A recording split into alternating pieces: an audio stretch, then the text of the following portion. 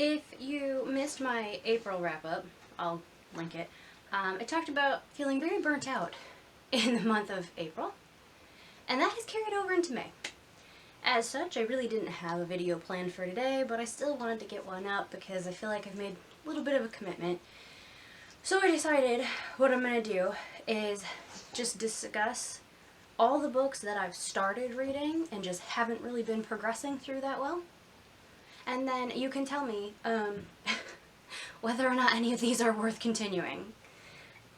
There's kind of a lot here because I've just been starting things and nothing's getting my attention, and I'm pretty sure that it's me.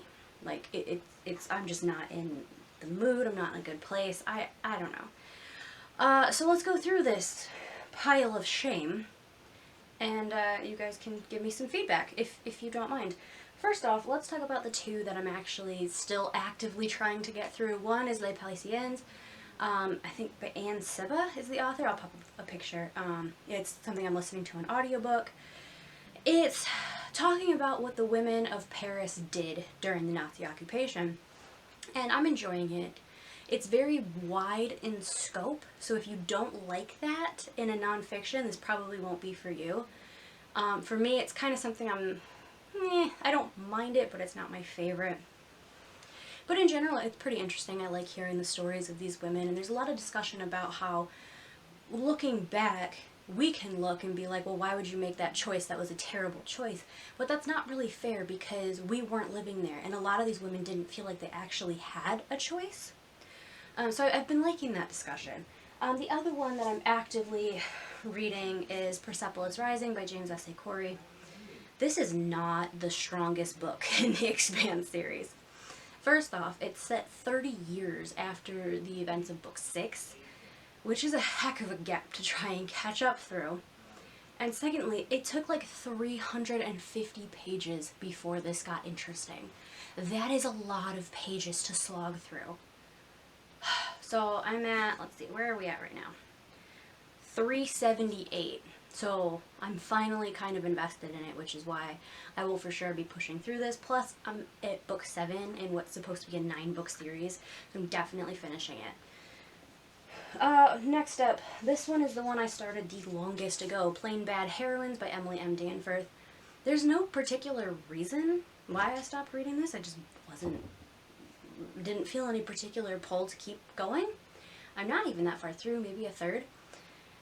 So I don't know. It's one that I would like to finish, but I'm just not sure it's working for me. So if anybody has any thoughts on this one, please let me know. Next up, The Lost Apothecary by Sarah Penner. I started this, and I like the historical bits, I enjoy. The problem is, when we're at the point of view of the modern day character, which I didn't realize it included, I hate her. Her name is Caroline, and I have never been more annoyed at a human being in my life. She talks about how she got married so she couldn't pursue her master's degree at Oxford. And so, like, apparently you can't get a master's degree from anywhere but Oxford? Like, I'm very confused. Or was it Cambridge? It doesn't even matter. And she seems to be blaming her husband for everything that's going on in her life. And then there's a plot line like they were trying to have a baby finally, but then her husband was cheating on her, but the reason they had waited for so long to have a baby was because he's the type who likes to get all his ducks in a row and wants things to be happening at the right time. So it really made no sense to me that he would be having an affair while trying to get his wife pregnant. Like, based on what she said about his personality, that didn't mix.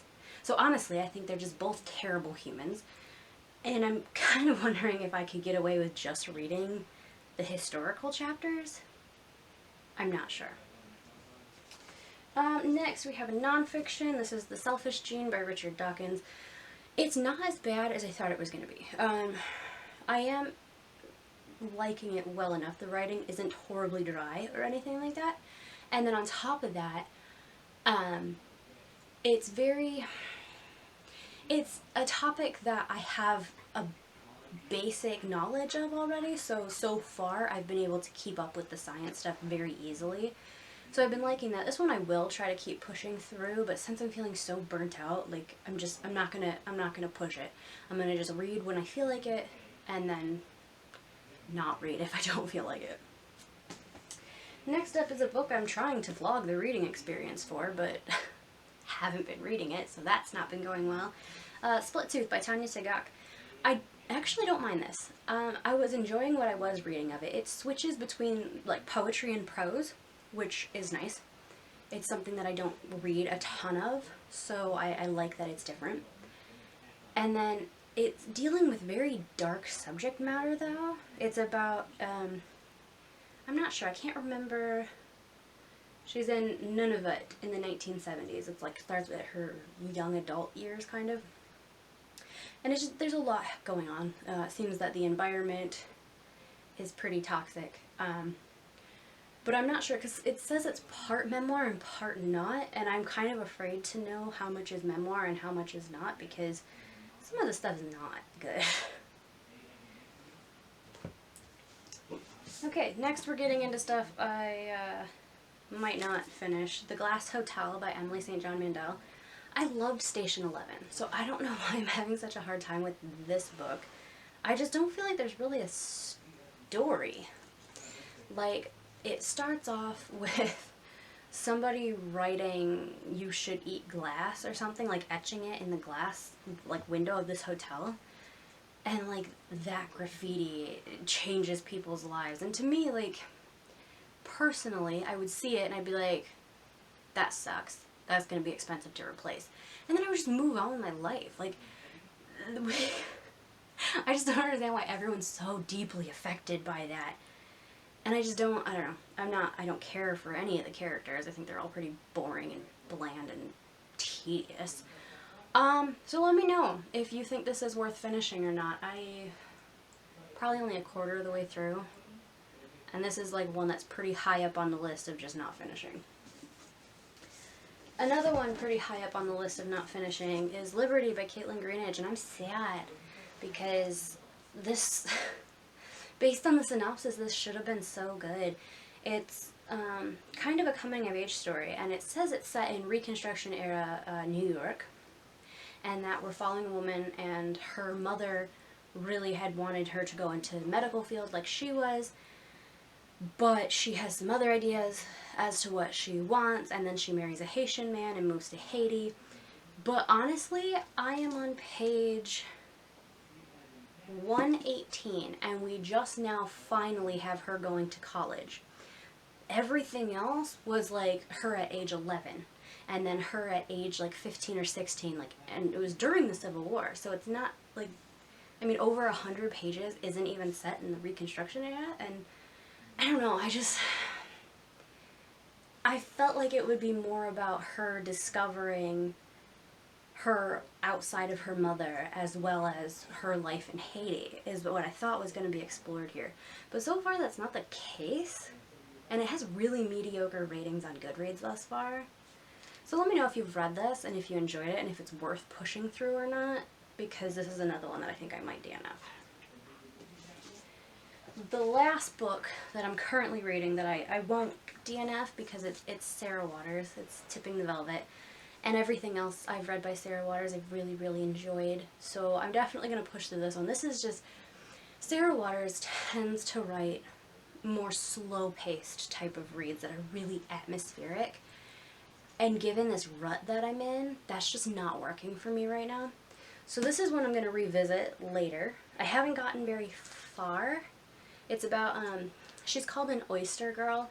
Basically her parents own like a restaurant that specializes in oysters. And she really has a love for the stage, and she goes to this performance and she sees this woman who like play acts at like a man. I think it's called a masher is what they described it at, and she just can't get enough of her. Like her show is just fantastic, and she's just a little bit obsessed with her, and she goes back every night to see her, and they become friends, and they kind of become more than friends, and she has just asked her to go with her to London to help be her dresser for this new contract she signed off with at a theater in London.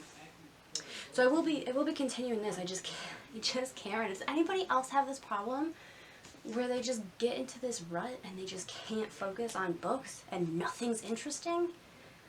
just anything you can tell me about these books, if it's worth it or if I should just scrap the whole pile and read something else and try and break out of this rut.